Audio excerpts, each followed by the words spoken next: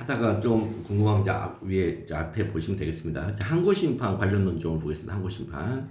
항고심판은요, 유일하게 거부 처분으로만 시험 문제가 출제됩니다. 그러니까 행정심판법이 무척 많아요. 진짜 두꺼워요. 행정소송법 거의 한 2배? 1.5배에서 2배 사이인데요. 그 시험 문제 하나도 안 나와요. 이것만 나와요. 즉, 침익적 적극적 처분이나 수익적 적극적 처분은 쟁점이 취소소송과 동일하기 때문에 나오지가 않습니다. 그러니까 차라리 취소 소송을 물어버리고 말지 뭐하러 이거를 내냐는 거죠. 그죠? 그래서 여기 수익적 적극적 처분은 취소소송에서 원고적 결의 문제로 시험 문제가 될 것이고, 그 다음에 침익적 적극적 처분은 여기는 그 위법성 판단으로 시험 문제 되겠죠. 왜냐하면 안으로 들어가면 이건 원고적이 있고 당연히 대상적이 원고적이 당연히 있잖아요. 이건 수범자 이론에 의하면.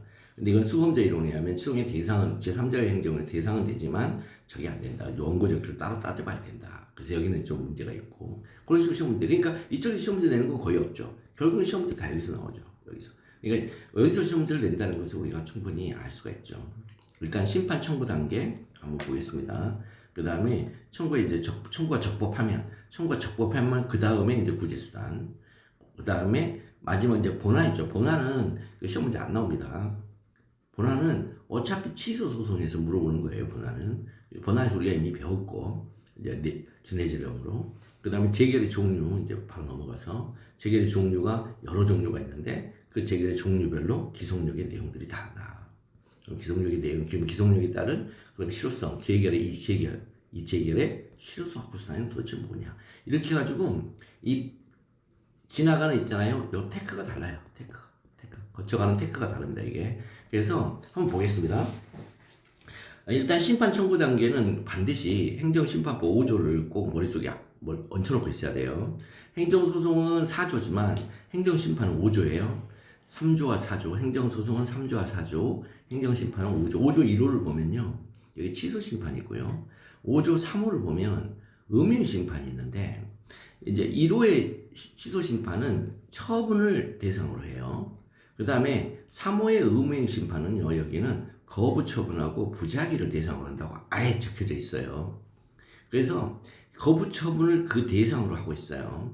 근데 취소심판의 경우는 처분이라고 하고 있으나 그 처분에는 당연히 거부처분이 포함되기 때문에 그렇다면 거부처분은 취소심판으로 갈 수도 있고 음행심판으로 갈 수도 있어요.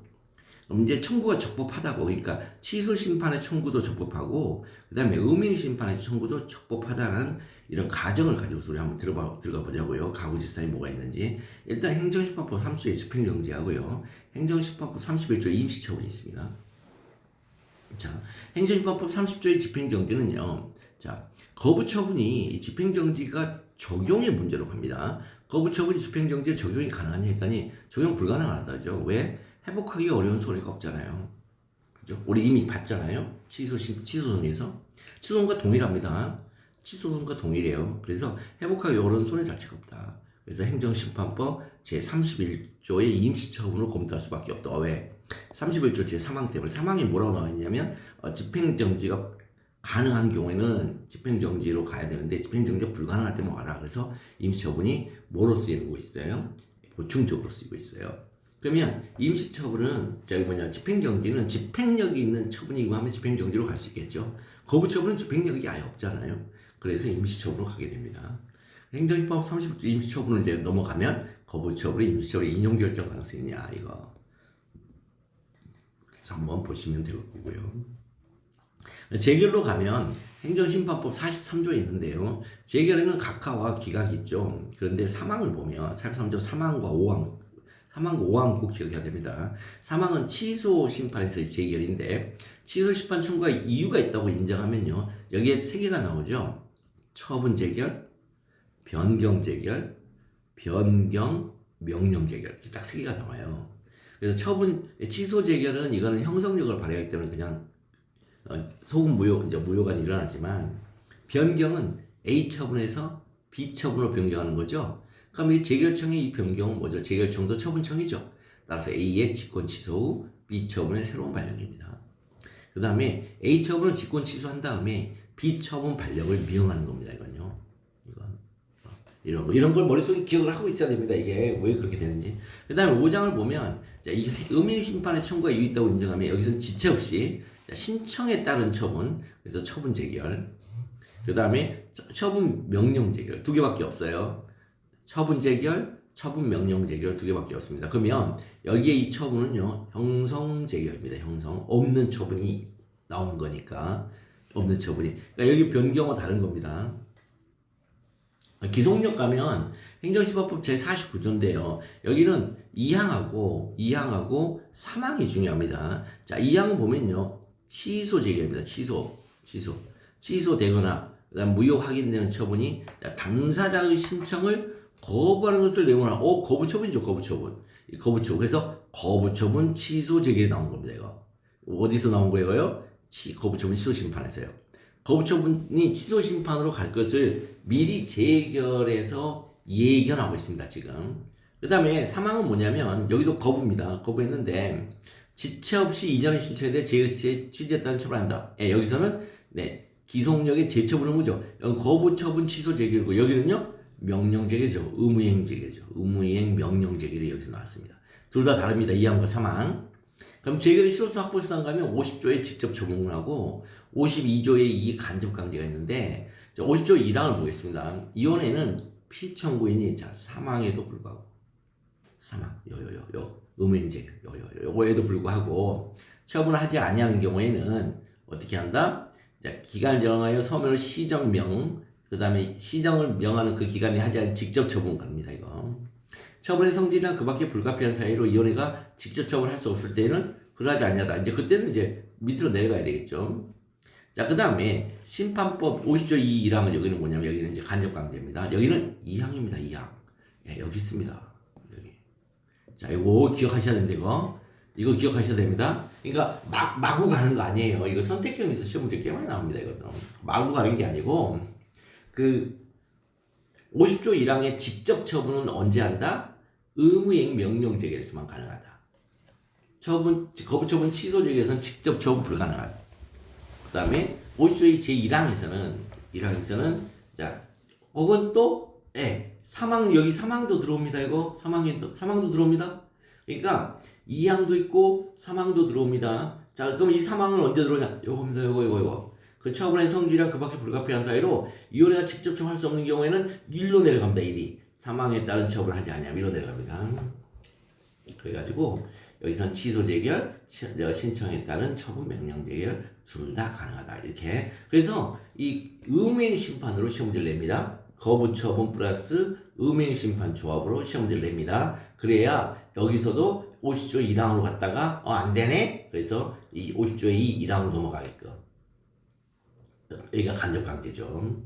자, 그래서 이렇게 간다는 거 머릿속에 기억을 한번 살짝 얹혀두고 우리 한번 보겠습니다. 자, 보겠습니다. 여기 행정심판 시험 문제 뻔합니다. 행정심판에서 뭐 나왔습니까? 쟁송 종류와 가부제제도. 쟁송 종류 그럼 당연히 거부처분이 나왔죠. 그럼 쟁송의 종류는 두 개죠. 취소 심판 그 다음에 의무이행 심판. 그 다음에 쟁송이라 했습니다. 소송도 들어갑니다.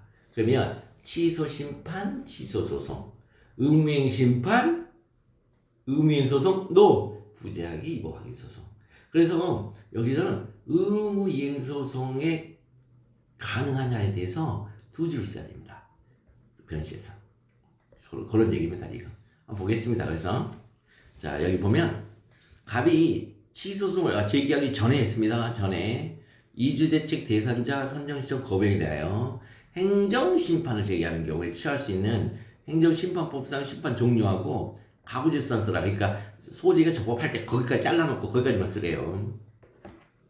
그러면 여기서 이제 여기까지는 안 써도 됩니다. 사실 이거 안 써도 됩니다. 여기 이제 쓰면 좋은데 안 써도 됩니다.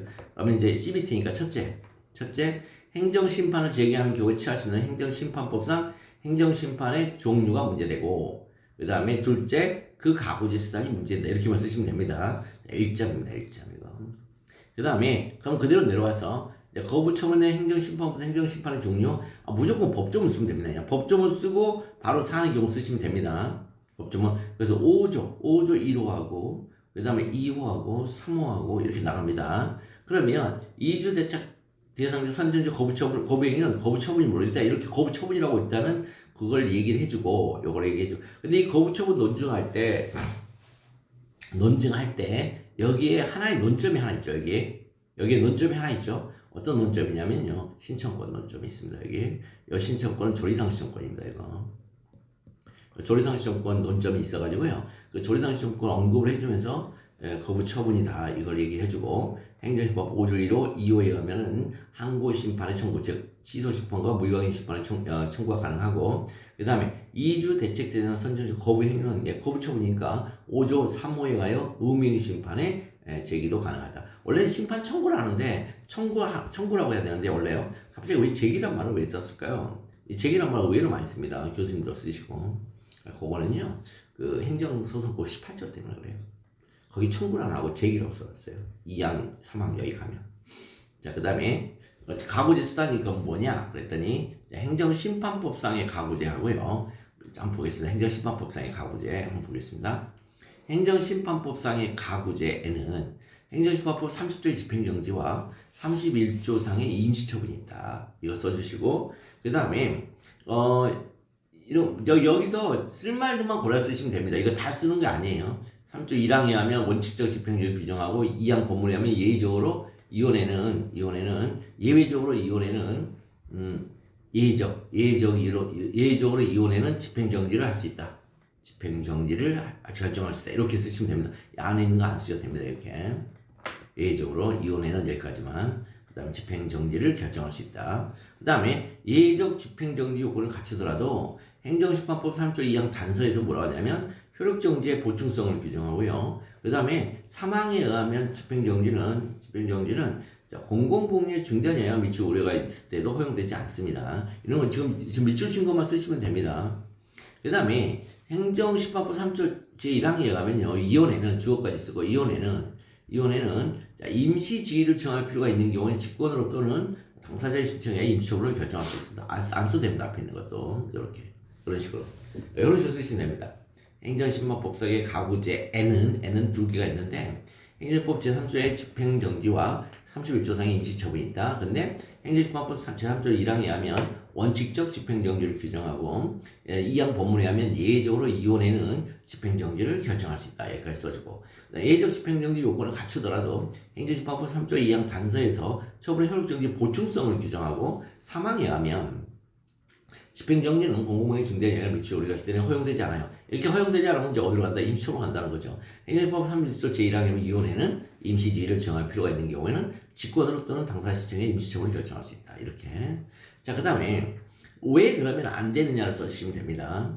왜 앞에 집행정지가 왜 안 되느냐고 써주시면 되는데 거부처분에 대한 집행정지가 인정되어도 이거 우리 행정소송법에서 배우고 왔어요. 치동에서.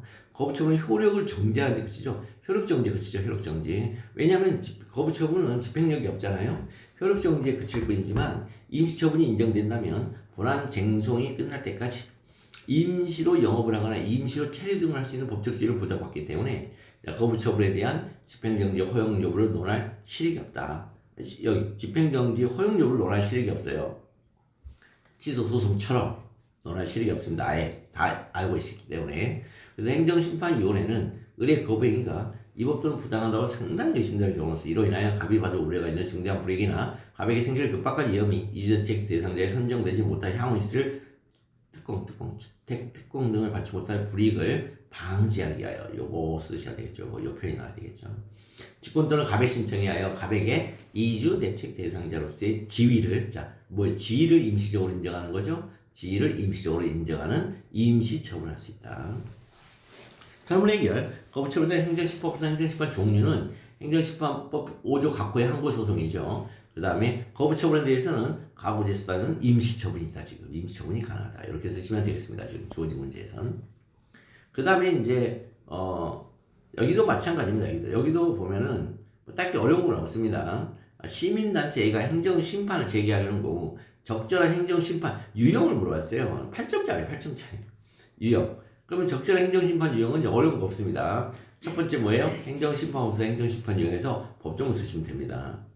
두 번째는 사안의 경우를 쓰시면서 두 군데로 다 갈 수 있다. 두 군데로. 그런데 가구제로 가봤더니 취소심판에서는 집행정지가 불가능하면 임시처분 갈 수 있다고 하는 경우도 있고 못 간다고 하는 경우도 있는데 갈 수 있다고 현재는 하고 있지만요. 그 다음에 음행심판으로 가는 게 당연히 간다 거기는. 그래서 그렇게 할 수 있다는데 뭐 지금은요 모두 청구할 수 있습니다. 둘 다 청구할 수 있다고 그냥 봐버리니까 이런 시험 문제 안 나오는 거죠.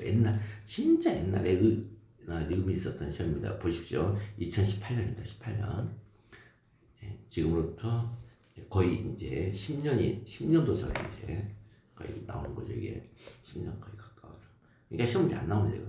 안 나옵니다. 이것도 안 나옵니다. 넘어가겠습니다. 이것도요. 임시처분 이것도 넘어가고. 그 다음에 이제 거부처분에 대한 재결의 실효성 확보입니다. 재결. 재결의 실효성 확보는 두 개가 있어요. 직접 처분과 그 다음에 간접 강제입니다. 직접 처분과 간접 강제. 그런데 이 소송으로는 절대 직접 처분 못합니다. 우리나라는 왜 권력분리 원칙 위반으로 직접 처분은 판결 형식으로 할 수가 없다. 처분은 오로지 행정처만 할 수 있다. 그 다음에 판결은 사후적인 통제에 불과하다. 뭐 이렇게 하면서 자 보겠습니다. 여기 시민단체 자 A 청구가 행정심판에서 인용이 됐어요. 행정심판에서 인용됐어요. 근데 행정자치부 장관이 계속 공개를 하지 않습니다. 인용이 됐는데 심판. 그래서 행정심판법상 A가 취할 수 있는 권리구제수단이 뭐냐? 그럼 앞에 이 행정심판에서 인용됐다. 여기 보면 앞부분에 심판에 대해서 아무런 얘기가 안 나오고 있어요. 그죠? 그럼 이거 비공개결정이죠. 거부처분이죠. 거부처분이에요. 그럼 거부처분에 대해서 심판이 인용되면 취소 재결도 있을 것이고 그 다음에 정보 공개 명령 재결도 있을 거예요. 공개 명령 재결이 있을 거예요. 그러니까 이거 음행 재결이죠. 음행 명령 재결. 이 둘 다 있는데 그 중에 안 해요. 계속 공개를 하지 않아요. 그러면 뭐부터 먼저 가는 거죠? 집행정지부터 먼저 가는 거예요. 직접 처분부터 먼저 가는 거죠. 직접 처분 갔다가 안 되면 간접 강제로 넘어가는 거죠. 근데 왜 시험 문제를 이렇게 냈냐면요. 거부 처분은 직접 처분을 못 합니다. 여기 이거 정보 공개는. 정보 공개만큼은 거부 처분을 거부 처분이 있다 하더라도 거기서 이겨도 직접 처분을 못 해요. 한번 보겠습니다. 먼저 이거 심판에서 인용된 걸 먼저 써줘야 됩니다. 정보 비공개 결정에 대한 행정심판에서 인용 가능한 인용 재결은 취소 인용 재결하고 음행 재결이다. 이거 두 개를 써주시고 그 다음에 물어보는 문제죠. 이제 물어보는 문제와 관련해서 여기 재처분 불이행 시 취할 수 있는 권리구제성과 관련해서 자 간접 강제가 가능한지 문제다. 근데 원래는요 이것부터 써야 돼요. 첫째 직접 처분이 가능한지 문제입니다. 둘째 간접 강제가 가능. 두 개를 다 써야 되거든요. 그런데 왜 이렇게 바로 간접 강제가 들어가냐면요 여기 12점 때문에 그런 거예요. 근데 그렇게 안 해도 돼요. 목차 그냥 다 쓰세요. 제가 이거 실수했어요. 그냥 이거는 수험생들한테 맡겨놨었어야 돼요. 줄이고 밀리는 것. 저는 그냥 이런 전형적인 답안을 다 보여주는 게 맞았어요. 그래서 1번에 문제의 소재, 2번에 직접 처분이 가능한지 여부, 3번에 간접 강제가 가능한지 여부 이렇게 세 개로 써야 돼요. 자, 그래서 직접 처분이 가능한 이거 볼게요. 재처분 불이행 시에는 행정심판법상 자 권리구제수단 중 정보공개 결정은 정보공보 2조 제2호에 하여 정보를 직무상 작성 또는 취득하여 관리하고 있는 공공기관인 행정자치부 장관만이 가능합니다. 이거 누가 행정자치부 장관만이 정보공개 결정이 가능해요. 왜? 직무상 작성 취득하고 있는 이 공공기관이 정보공개 주체이기 때문에. 따라서 이혼회는 정보공개 주체가 아닙니다. 그 처분의 성질상 행정심판법 50조 제1항에 직접 처분을 할 수 없습니다. 그렇다면 이거 할 수 있냐? 이거 써주시면 되고요. 이거 써주면 이 자체로도 한 3점에서 4점이 주어질 거예요. 3점 정도 주어질 것 같아요. 그 다음에 권리구제 그런 다음에 그렇다면 간접 강제가 가능하니까 첫 번째 직접 처분 여부, 둘째 간접 강제 여부예요. 자 이거 노마차 3번인 거예요. 그러니까 사실은 그래서 간접 강제가 가능한지 여부 법률 규정 바로 들어갑니다. 법률 규정 바로 써주세요. 이혼에는 자, 피청구인이 49조 2항 3항에 따른 처분을 하지 아니하면 자 그 지연 기간에 따라 일정한 배상하도록 명하거나 즉시 배상할 걸 명할 수 있다. 이렇게 쓰시면 돼요. 여기까지. 자, 이 점점점은 이제 연대 로스쿨 한교훈 교수님이 이렇게 쓰라고 그랬어요. 옛날에 답안 작성할 때.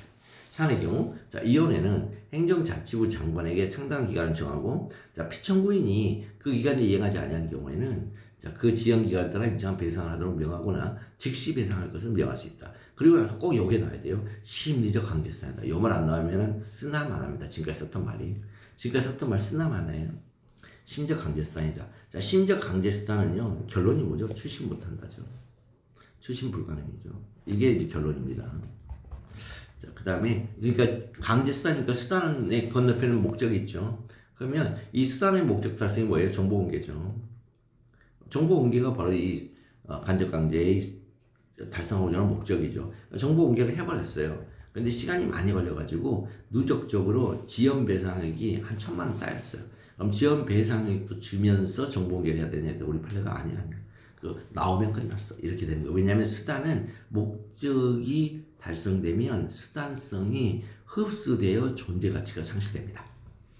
자, 행정자치부 장관이 계속 공개를 하지 않은 경우에 행정심판법상 A가 취할 수 있는 권리구제 수단은 행정법 제50조의 2항의 간접강제이다. 이렇게 됐습니다. 됐죠? 이게 다예요.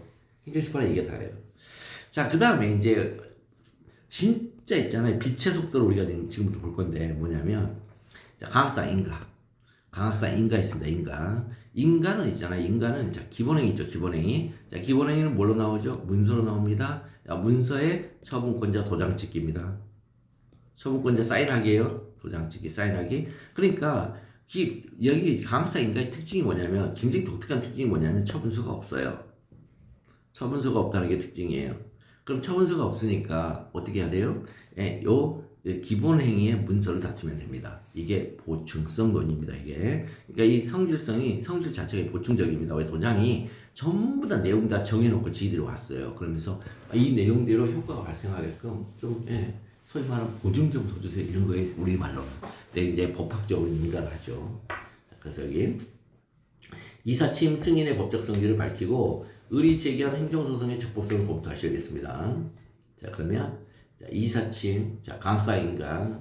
자, 첫 번째 이게 법적 성질이 원래는 강사인가인지 오라기보다는 이게 치동의 대상이 될 처음이지. 여기부터 출발하는 건데 또 이렇게 쓰는 것도 많으니까 한번 보겠습니다. 자, 여기 보면 법적 성질하고 행정소송의 적법성 여부 관련해서 그러니까 여기 물어보는 문제가 여기까지 안 써도 되죠. 사실은 그 문제의 소지를 보니까 이렇게 많이 쓰더라고요. 바로 첫째, 둘째로 바로 들어가더라고요. 첫째, 이사침 승인의 법적 성질이 강사인가인지 문제된다. 강사인가인지 여부, 컴마. 둘째, 의리 제기 행정소송의 적법 여부가 문제된다. 이렇게 쓰더라고요. 그렇게 쓰는 것도 괜찮은 것 같아요.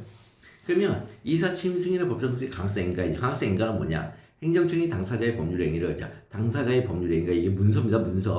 문서가 아니면은 인가 안 나옵니다. 문서가 없는 것에는 인가가 없습니다. 문서 없는 건 인가가 없어요. 그래서 그 동의로서 보충한다. 이 말은 도장을 찍어준다. 혹은 사인해준다. 그래서 그 법률 효과를 완성합니다. 그 법률 효과가 뭐예요? 당사자의 법률 행위에서 나온 문서상에 들어있는 우리 민법적인 표현하자면 효과의사. 효과의사대로 법률 효과를 발생하도록 만들어주는 거다. 자, 그래서 여기 보면 사립학교법 20조 2항이라면 임원은 관할청의 승인을 얻어 취임합니다. 그럼 이 경우 이사취임 승인은 기본 행위인 학교법인의 이사 선임 의결을 보충하는 행위죠. 자, 이사 선임 의결을 보충하는 행위가 강사 인가이다. 근데 사실 이사 선임은 있잖아요. 저거죠? 위임계약이죠. 위임계약을 자기들 내에서 또 이사회에서 또 의결을 합니다. 그래서 이사회에서 이제 의결을 하면 이임계약이 법인과 그 다음에 선생 사인 사이에 이제 계약이 성립하는 거죠. 그 법인은 이제 계약이 발생하는 방식이죠. 이따 이사 취임 승인은 건 뭐냐? 이사 선임 의결의 효력 발생 요건이죠. 이사 선임 의결은 이건 저겁니다. 이임계약입니다. 그럼 의리 제기한 행정소송이 적법하냐 문제 소재. 자, 이사의 의결에 필요한 정족수가 미달되었다. 정족수 미달되었다. 이유로 교육장비를 상대로 제기한 이사침 승인 취소 소송이 적법한지 관련해서 기본행위인 이사 선임 결의 하자를 이유로 이사침 승인 인가 처분을 다툴 수 있는지. 자, 기본행위란 말이 나와야 돼요. 인가에서는 기본행위란 말이 꼭 나와야 돼요. 이 영어가 안 나오면 큰일 납니다. 그 다음에 저기 뭐죠? 취소 철에서는 주된행위랍니다. 주된행위. 그 다음에 취소는 원처분입니다. 원처분. 부관일 때는 주된행위입니다. 주되는 사표시, 종되는 사표시 하니까. 그러니까 이런 표현들을 하나하나 표현들을 잘 알고 계시는 게 굉장히 점수 얻는 데는 중요합니다. 자, 기효완보. 기본행위의 효력을 완성시켜주는 보충제계, 기효완보. 자, 인가란 기효완보다. 따라서 기본행위의 하자가 있는 경우에는 그 기본행위 하자를 다투어야지. 요 기본행위 하자를 이유로 해서, 즉 청구 취지와 청구 원인인데, 청구 원인으로 하여 청구 취지인 인가처분을 취소한다. 인가처분이 무효임을 확인한다. 라는 이런 범상이익이 없어요. 여기서 구할 범상이익이 소익입니다. 이거 공고적 얘기가 아니고 소익이에요. 이거요. 자, 그럼 4의 경우 이사침 인가처분은 기본행위인 이사스님 결의의 효력을 완성시켜주는 보충적 행위이므로 이사스님 결의 하자를 이유로 한 이사침 승인 인가처분은 그 처분 수록을 범상이익이 없다. 자, 기본행위 따라서 다툴 수가 없죠. 부적법하다, 부적법하니 강사인가, 법적성 강사인가이면서 부적법하다. 이렇게 쓰시면 되겠습니다. 뭐 딱히 어려운 거 없어요. 인간은 다 그래요. 다 그러고. 그 다음에 자, 조합설립 인가 요건 보겠습니다. 조합설립 인가 요건 또 중요하죠. 요거 많이 헷갈리시죠? 이거 조합설립 인가, 조합설립 인가.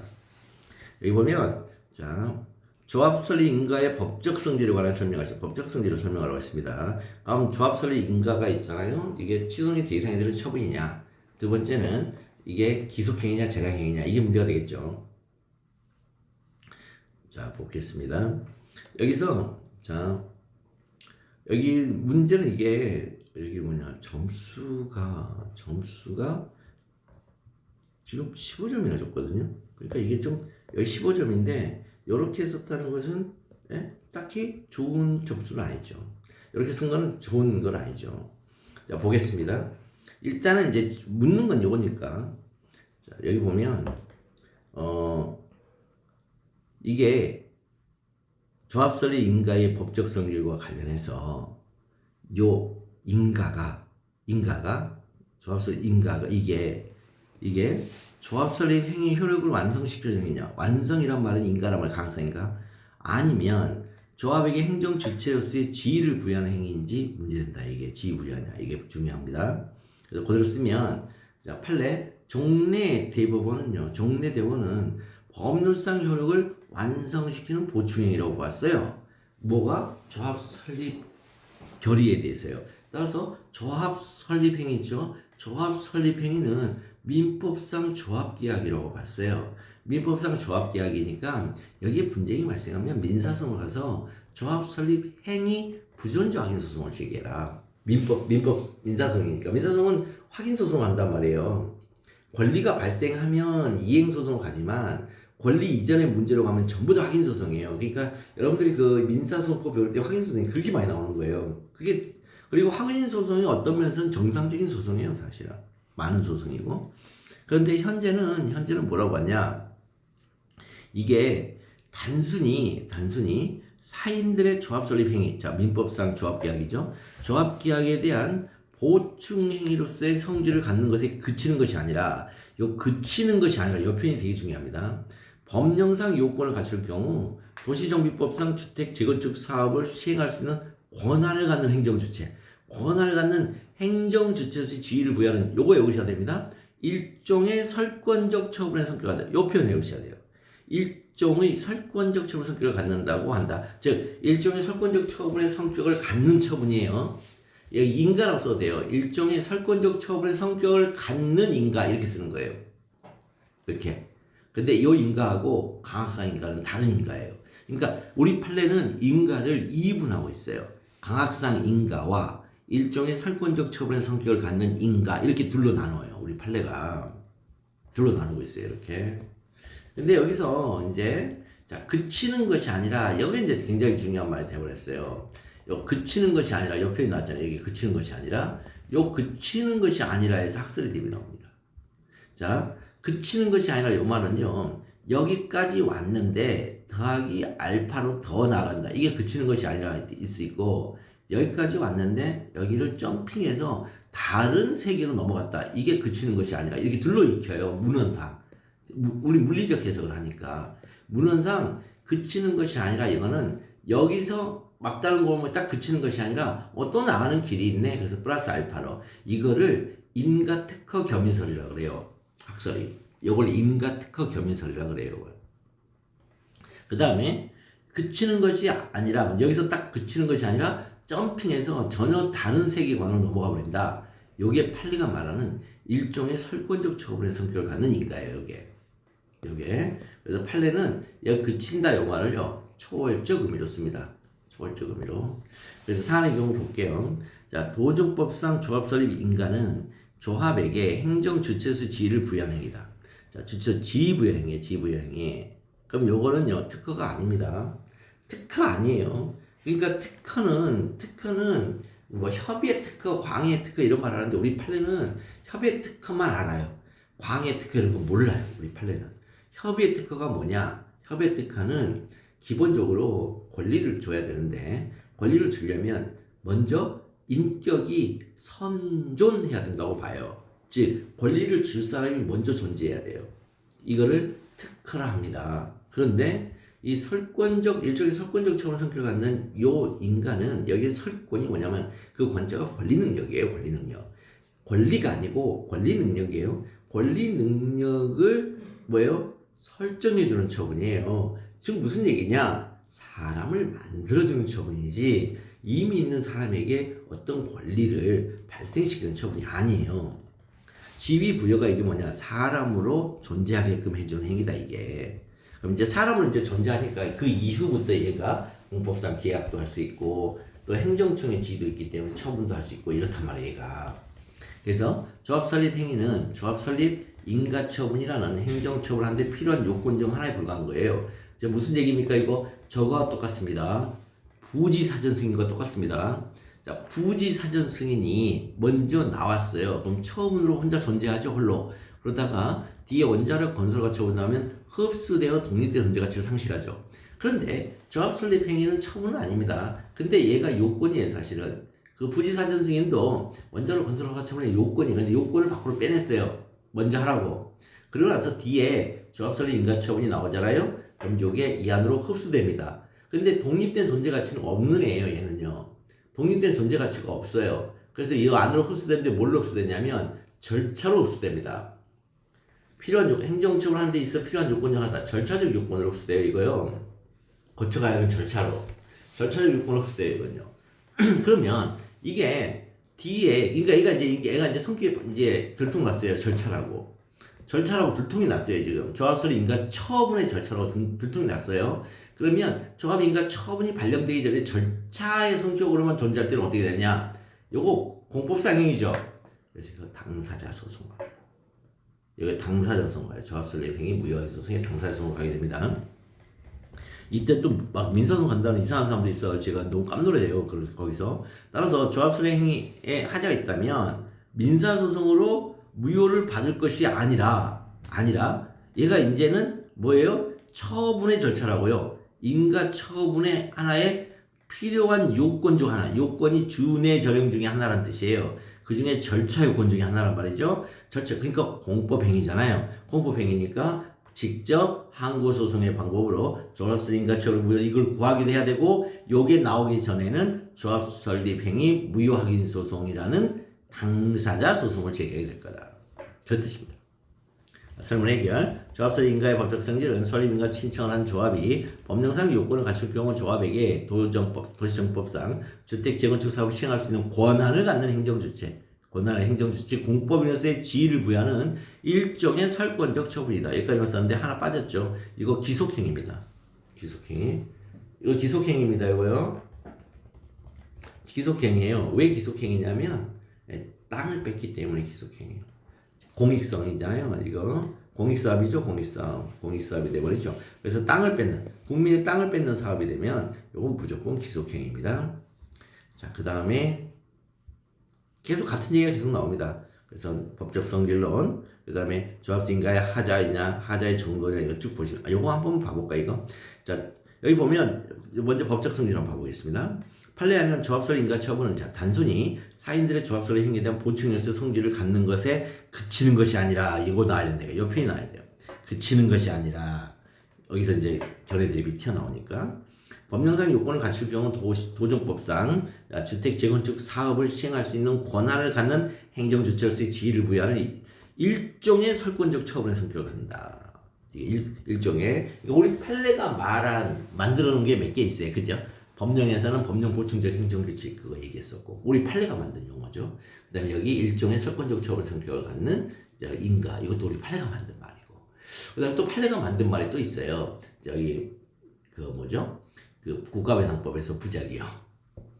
그것도 우리 판례가 만든 말이에요. 그 다음에 기관소송에서 또 만든 거 있죠. 그 기관소송을 보면은 그 자치사무 그 단체 위임사무가 있을 때 위임사무는 현저히 공익에 반하면은 그 뭐냐 할 수 있지만 자치사무만큼은 법령 위반의 경우에 하나다 이렇게 써놨잖아요.